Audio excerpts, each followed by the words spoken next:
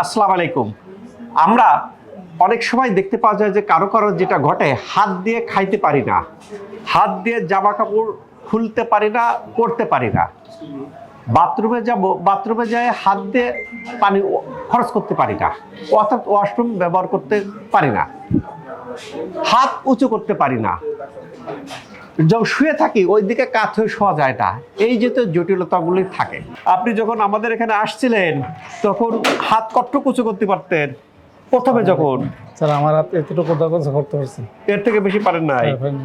আর খাওয়া দাওয়া করতেন কিভাবে? হাত দিয়ে খাইতে না স্যার, পারতেন না? সামনে দিয়ে স্যার হাত দিয়ে খাইতে পারতেন না।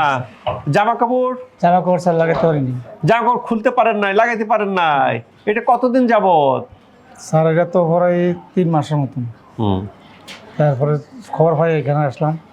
এখানে আসার পরে ভর্তি হওয়ার পরে এখন তো শার্ট লাগাইতে পারি, খাইতেও পারি। হাত উঁচু করা যায়? হ্যাঁ, হাত উঁচু উঁচু করেন। স্যার হাত উঁচু। আলহামদুলিল্লাহ। হ্যাঁ, দাঁড়ান।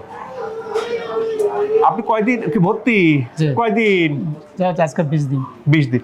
প্রিয় দর্শক, উনি অ্যাডমিশন হতে বলছি, উনি ভর্তি হয়েছে 20 দিন অ্যাডমিশন নেওয়ার পরে এখন যেটা করতেছে, এখন জামা কাপড় নিজের জামা কাপড় নিজে খুলে নিজের নিজে জামা পরে, কাপড় নিজে পরি। জামা বোতামে হাত দেন তো। স্যার বুঝতে আমার দিচ্ছে। আমরা নিজের জামা কাপড় বোতাম খুলতে পারি না, লাগাইতে পারি না, খাইতে পারি না, অন্যের সাপোর্ট নিতে হয়। এর দুর্ভোগের আর শেষ নাই। কেন, যখন আমি জামা পরবো, এই আসরে হেল্প করো, এই জামা খুলবো, আসরে একজন হেল্প করো, সেখান থেকে বেরিয়ে আসতেছেন আল্লাহর অশেষ রহমত। এই যে তো যাদের হাতে সমস্যা হয়, হাত দিয়ে কাজ করতে পারে না, ধরতে পারে না, পানির বোতল উঁচু করতে পারে না, জামা কাপড় আটকাতে পারে না, হাত উঁচু করতে পারে না, তাদের বিনা ওষুধে, এখান তো কোনো ওষুধ বা ইনজেকশন, এখান তো ইনজেকশন দেওয়া হয় নাই, না, বিনা ওষুধে, বিনা ইনজেকশন, বিনা সার্জারির চিকিৎসা মাধ্যম শশী।